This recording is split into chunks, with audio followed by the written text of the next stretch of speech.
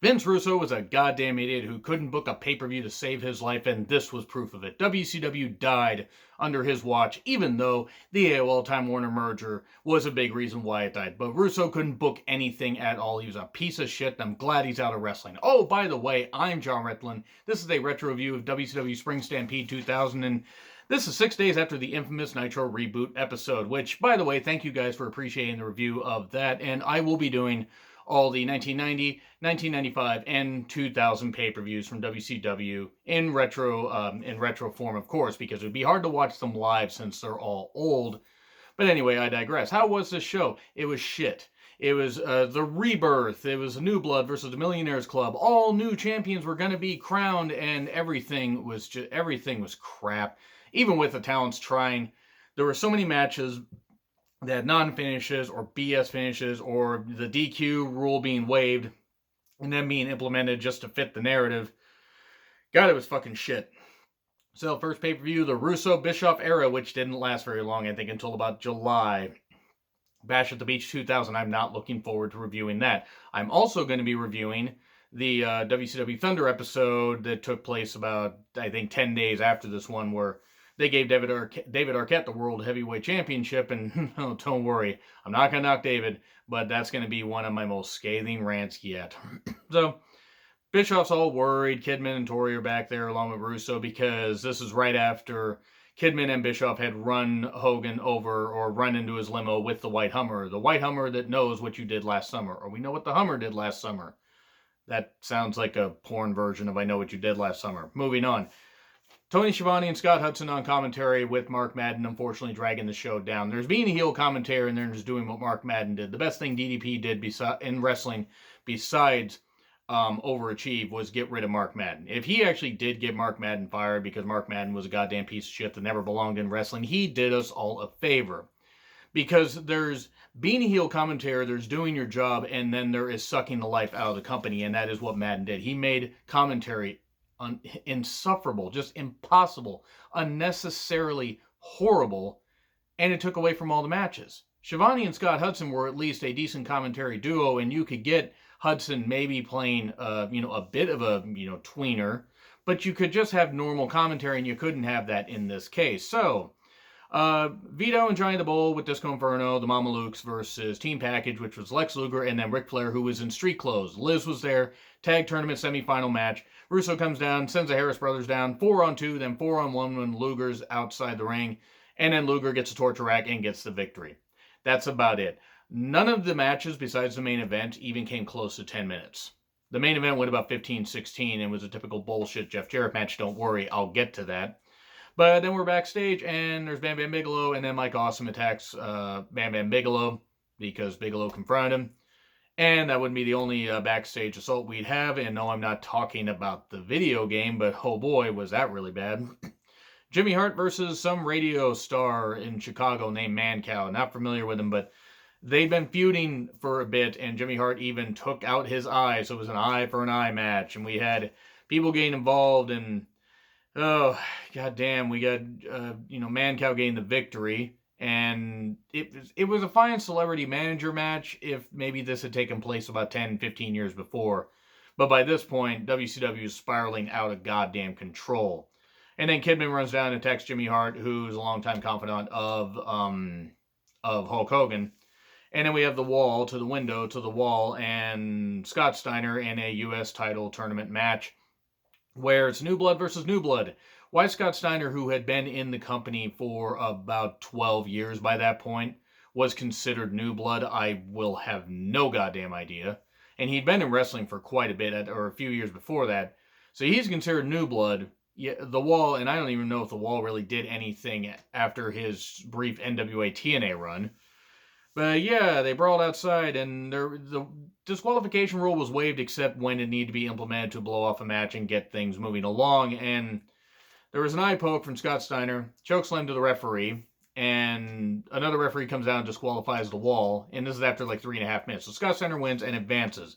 Cool, yeah, whatever. Bam Bam Bigelow then attacks Ernest Miller. It's one of the best things Bam Bam Bigelow ever did because Ernest Miller was a goddamn idiot that never should have been in wrestling, but was friends with Bischoff, apparently. He was not a good character. He was not entertained. I was never even entertained by him as a kid. or even as a teenager. So, Mike Awesome versus Bam Bam Bigelow instead of Ernest Millard, U.S. Tournament quarterfinal match. Awesome dives quickly. Mike Awesome, R.I.P. Great talent. Bam Bam Bigelow as well, R.I.P. Both were talented big men, and Awesome was really good at diving. And then Miller comes out and attacks Bam Bam because he was supposed to be in the match against Mike Awesome, dances, and then soon after gets laid out, Awesome splash for 3. All right, cool. We're moving along here. Because Bischoff then talks to Kidman about the attack. Shouldn't have attacked Jimmy Hart. You shouldn't have done that. You met with a terrible fate, haven't you? Harlem Heat 2000, Stevie Ray and Big T with a couple guys there, the former Clarence Mason and Cash, I believe is his name, versus Buff Bagwell and Shane Douglas. Shane, don't call me Dean Douglas. So he being Shane Douglas is part of the New Blood, and Shane Douglas had been in the company, off and on a few times, but had been in wrestling for a number of years. And Buff Bagwell had been with the company since 1991, and they're considered part of the New Blood. I get giving people opportunities, maybe didn't get them before, but neither guy, Buff at least had a little more stuff left. No, not a play on words with his gimmick. But my God, him being part of the New Blood was just absolutely goddamn silly. Variation of the Pittsburgh Plunge, or some kind of weird, Fisherman Buster and 1, 2, 3. That's what happened. This match was also not good. Tag tournament semifinals, so now we have them against Team Package in the finals. Cool, whatever. Booker T, I think it was Big T, was aka Ahmed Johnson, his last WCW appearance. It should have been because he was shit. Booker T versus Sting, U.S. tournament, U.S. tournament match, and it was fine. They brawled outside. There was a bit of a rest hold city because one of these guys was gonna have to wrestle 3 times and one not. It was Sting. Sting won. Sting got the Scorpion Death Drop soon after and got the victory. But this match was fine. This looked good all of a sudden. What also wasn't bad was Vampiro versus Kidman with Tori, U.S. tournament title match, and cool, okay. 2 guys that had teamed up together, and then we're going to face off, and a powerbomb out of the corner where he just tossed Kidman. Then Hulk Hogan comes in a muscle car, gross, and starts attacking Kidman, lays him out, does the thing where he gets up on the steps and choke bombs Kidman through the table, and then puts him actually through the table when it breaks, and then tosses him back in the ring. Vampiro gets victory soon after. So Vampiro advances to face Sting. And then Hogan is coming after Bischoff's ass, as he said. After he said he would eat his ass on the previous Nitro, he's going to come after Bischoff's ass. He finds him.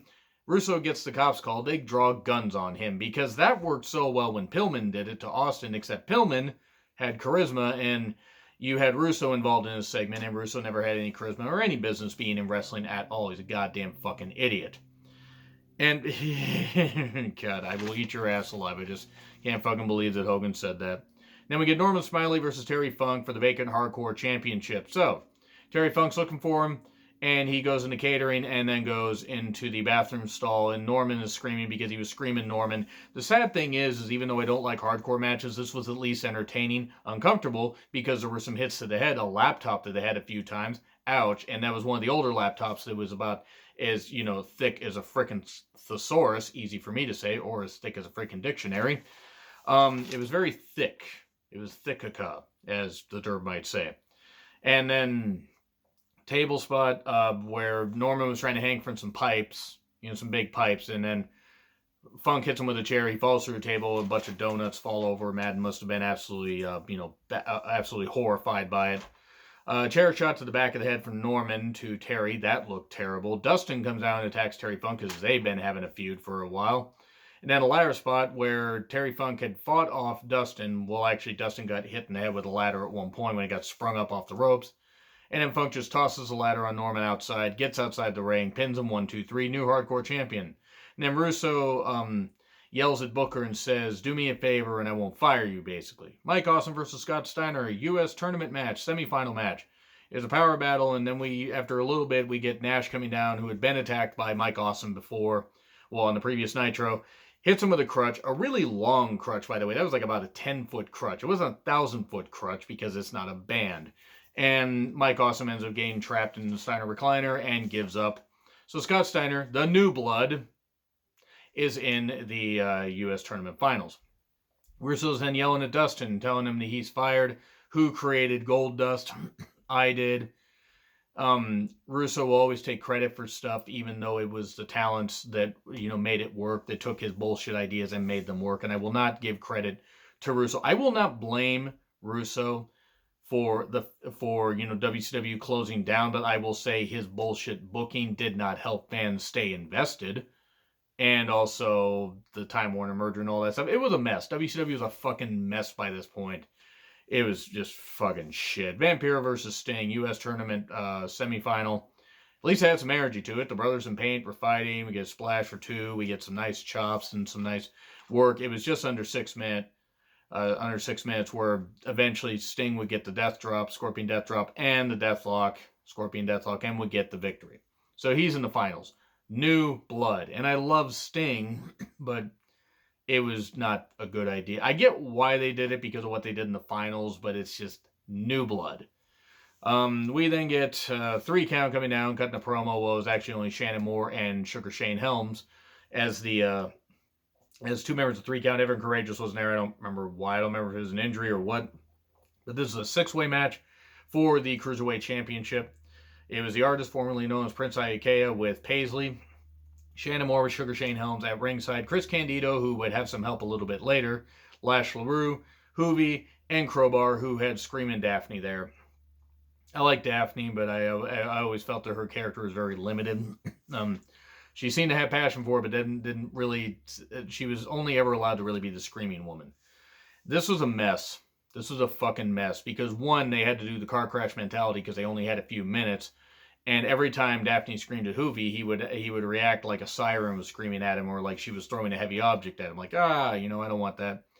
And Tammy Sitch shows up, aka the former Sunny, hopefully not driving there. I wonder how many times Tammy got arrested before the pay-per-view and after the pay-per-view because she can't stay out of fucking jail. She's a goddamn bitch. And this is all I'm going to say. Tammy taking shots at people who did sex work in their life. And, they were no longer here. Ashley Mazzaro. I'm referring to Ashley Mazzaro, who, look, everybody makes mistakes and nobody is perfect in life. But she went through a whole lot of stuff as well. And after that thing that happened in a military base, in WWE firing her, Tammy, who'd been taken back multiple times and put through rehab a lot and jailed a whole lot, Tammy is going to throw shade. Sonny's going to be the one to throw that. Nah, screw that. Sonny should be revoked from the Hall of Fame. Never should have been put in because she didn't appreciate it. Because the company bent over backwards to help them, to help others, but to help her especially, and pay for her rehab, which never stuck because she's a lost soul. She's a failure as a human being. She's a failure. She was definitely a failure as a girlfriend because Candido was certainly better off when he got rid of her. It's a shame that Candido passed away. That's all I'm going to say. But Sunny was a goddamn idiot. And the fact that she was allowed to be on WCW TV when she was probably drugged out of her goddamn skull, because that's all that she was ever good at, was doing drugs and being a goddamn prostitute for the business, because that's what she was. I do not understand why anybody was ever can be a fan of Sunny now looking back on. Wrestlers sometimes can be piece of shit people. They really can. There are many that are. I'm sure there are some favorites of mine that are. But yeah, Sunny was a goddamn joke and was lucky to ever be allowed in wrestling. In fact, she would take a shot at Ashley Mazzaro when Sunny has done nothing but, basically, prostitute herself out in Skype calls. And I can't imagine anybody would want to pay for that shit at this point. Probably looks like a bunch of Arby's left out in a frickin' sun for about 5 goddamn years. So the Arby's probably smells better and is probably better for your health than even fathoming the opportunity to want to see Sunny on a Skype call. So anyway, I'm done ranting about Sunny right there. Chris Candido gets the pin. Cool. Okay, whatever. And then we get a cat fight between Paisley and Tammy, which it's a shame that Paisley wasn't allowed to really go at her because Tammy couldn't wrestle, couldn't ever do anything, and was a goddamn atrocious, member of the wrestling community. So anyway, we then get Shane Douglas and Bagwell versus Team Package. And Russo joins commentary and ruins it. Not that this match would have been all that good, because when your best worker is Ric Flair at that point, and Ric Flair was on the downside of his career, and I mean, Ric Flair's greatest of all time and still had years left in him, but he had been wrestling since, the 70s. Been wrestling since the early 70s. Bagwell wasn't any good. Luger was never good unless he was in there with the right people, though he did have some good runs as U.S. champion in 89 to 91. and I may actually do a deep dive on that at some point to actually show people that I can talk about wrestlers that had good runs even if I don't like them. But yeah, Russo basically ruined this whole goddamn thing. Russo ruined a lot in WCW. Whether he actually cared about the talents or not, I don't fucking know. Flair and Douglas brawled. Douglas was a good promo. At this point, he was washed because of a lot of issues that he had. But at least he was a good promo. And Russo attacks the referee at one point. Chronic then comes in. Brian Clark and Brian Adams attack. I think Brian Adams is no longer with us. I think Clark is still here. Russo puts on the ref shirt and counts Luger down. His Bagwell has him pinned. New tag champions, Luger and Douglas, the New Blood. Scott Steiner versus Sting, U.S. Championship Finals, and it was okay.